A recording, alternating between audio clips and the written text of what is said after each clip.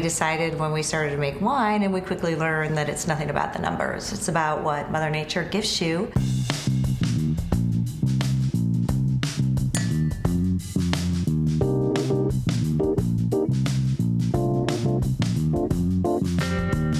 I'm in Windsor, back in wine country. Happy to be here. And first interview this particular trip, I'm here with Sheree Thornsberry, and she is the proprietor of Innumero Wines. And I'm here with her winemaker, Ashley Herzberg. Thank you both very much for being here today. Thanks for having us. We're happy to be here. I'm happy to be here too. Beautiful day. Oh my gosh, it's warm again, which is great. Finally. Spring has sprung here in wine country. And let's hope it stays that way. I'm here at Grand Cru, and this is the name of the facility, and it's in Windsor, and a really interesting little area here. Kind of a little mix of everything through here, isn't it? That's right, a little bit of wine, a little bit of beer. Russian River Brewing Company is right down the street from us. So, yeah, it's a nice little area to be located. To those who know their Latin, many will understand the name of the winery, but I'm going to go ahead and, Sheree, have you tell us exactly what it means. Sure. Innumero means above and beyond the numbers. My husband, Brian, and I, we started the winery about 5 years ago, and we have a long background in history and financial services. And, of course, we spent most of our life managing our corporate careers and managing the numbers. And we decided when we started to make wine, and we quickly learned that it's nothing about the numbers. It's about what Mother Nature gives you that year in that vineyard for that growing season. And so there's a lot of bit of hope and prayer, and not necessarily a lot of the numbers, although Ashley would probably debate that with me. A little bit of numbers. Yeah, numbers have a little bit to do. Tiny bit. Tiny bit. Ashley, how long have you been making wine with Sheree? Yeah, so they started the brand in 2021, and I have been their winemaker since then. So this is going to be our fourth vintage working together. Fifth vintage. I can't count. Time flies. I know. Yeah, it's been a great relationship, and it's been really fun. 2021. Interesting timing. You know, everybody says, why would you start a winery in the middle of COVID? And to be honest, I don't think we thought that much about it. So I often say to people who ask, you know, why did you get in the wine business? First of all, we were grand consumers for the better part of 20 years, and they laugh, but it's actually the truth. But we decided to take a leap of faith and throw caution to the wind and start Innumero. And I think that if we had thought any more about it, we might not have done it. We might have gotten in our heads and sort of to take a more deliberate approach, but we decided not to do that, and we just, again, made a leap of faith, and here we are today. Opening a winery, as I've always said, is just a little touch of insanity unto itself, right? I think that everybody in the wine business has a little touch of insanity. I think that's fair to say. So. Well, Ashley, tell me about you and your particular journey in wine. How did you start to become a winemaker? Because that's a challenging gig. Yeah, it sure is, although maybe the same, a little touch of insanity. Maybe I didn't know how challenging it would be. I studied chemical engineering in college, and I thought I would be a doctor, and made a hard pivot right after I graduated and came to work one harvest and thought it was going to be one and done. And I think on day 2, I got forklift certified, and I called my parents and I said, I'm never leaving. And it's been 20 years. This will be my 20th harvest. So, congratulations. Yeah, thank you. I love it. I love every day of it. Every day is a little bit different, so it's been great. When you decided to go down this path of starting a wine label, what was it like for you to choose a winemaker? How did that process go? We don't own any of our own vineyards. We source from about 8 different properties, all within Russian River Valley for the most part. And when we went to the first grower, they asked if we had a winemaker. And we said we did not, that we were in the business of looking for a winemaker. And Ashley actually also makes their wines. And so they said, would you like us to introduce you to Ashley? And we said, that would be lovely. And we had, I think the first time we met you was Zoom, again in the middle of COVID, on a Zoom call. And we immediately had chemistry with Ashley. So she was the only winemaker that we talked to. We hired her on the spot, and we feel very blessed because she took a little bit of a risk on us. You know, a lot of people like ourselves come into the business, they have a dream, they have a passion project, but then they learn it's really a lot of hard work, and they exit fairly quickly. That hasn't been our story or our path, thankfully, but Ashley has hung in there with us, and I think it's been a really fun journey. So Ashley, when it comes to choosing the vineyards, as you're saying, you don't own your own vineyards, I'm sure because of your background and these years behind you, you have a lot to say about what you'd like to recommend or maybe connections you've built over the years. Yeah, absolutely. I mean, 20 years in Sonoma County definitely has drawn me to certain vineyards, certain sites, certain areas. And we've been able to actually build relationships together. Brian, Sheree's husband, is really great at being our grower relations person.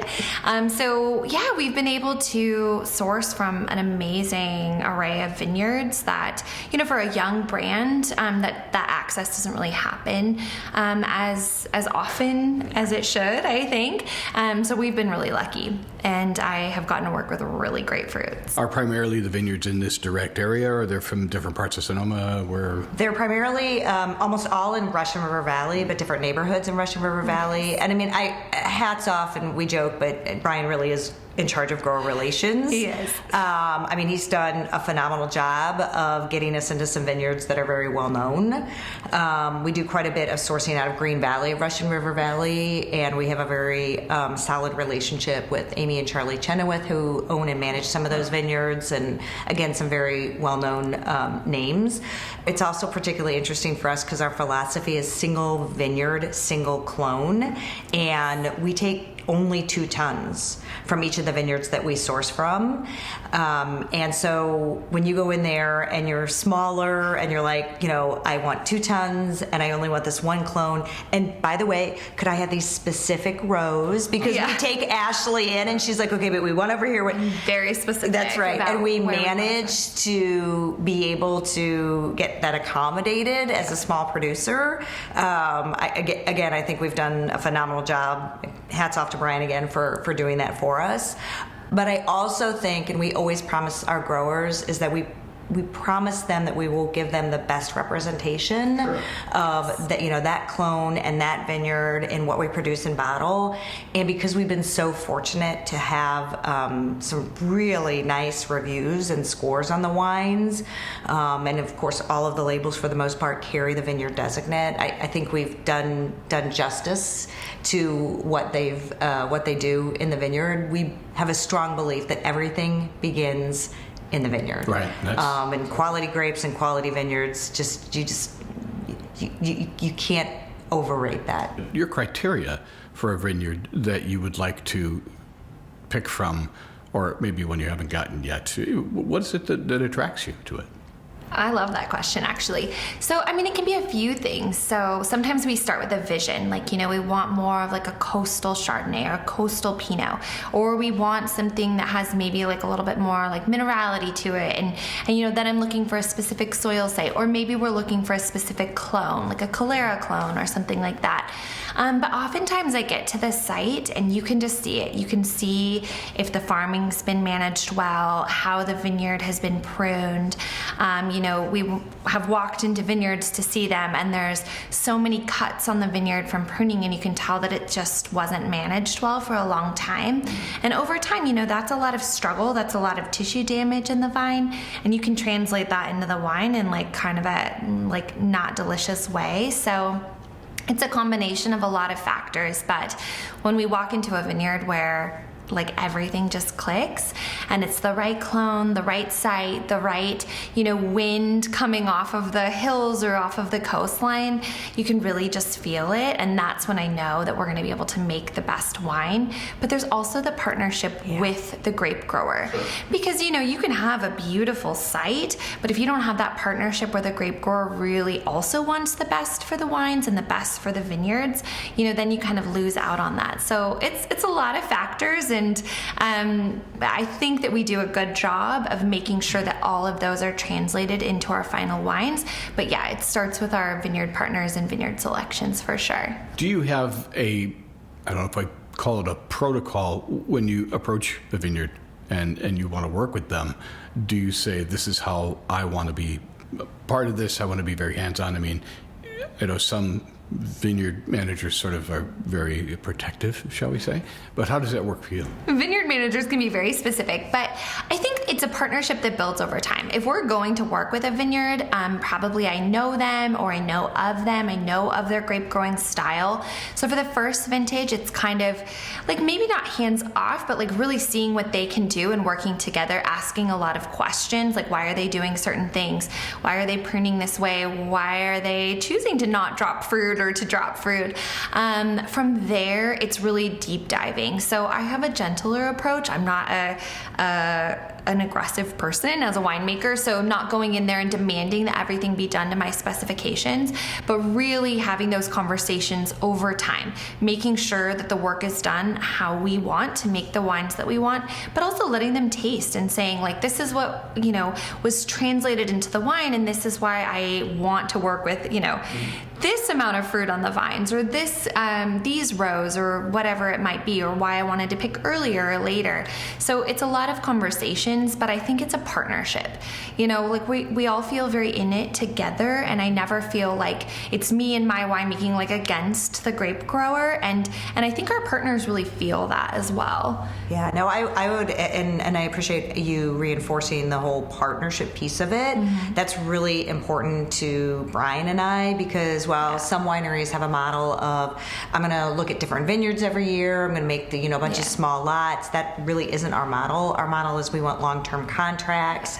We love to see vintage differences, and we love to share the wines, obviously, with friends, family, colleagues, allocation list members, and talk about the 21st vineyard or vintage versus 22 versus 23, and sometimes we laugh that we geek out on that, but people really find that discussion interesting. We don't treat our wines with anything, so you really are seeing the true expression of that vineyard and that vintage, and that's really important to us. So so I think that we can't reinforce the partnership area enough. And for our listeners who'd like to learn more about you and the winery, and learn about both of you, Innumero Wines, what is your website?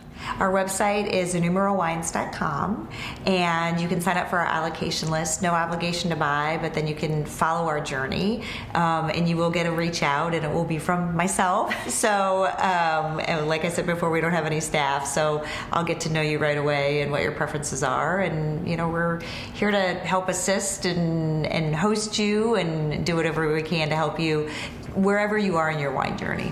Ashley, thank you very much for taking the time. I really appreciate it, Sheree. Thank you so much. Thank you as well for your hospitality. And I wish you great success. Thank you. Thank you.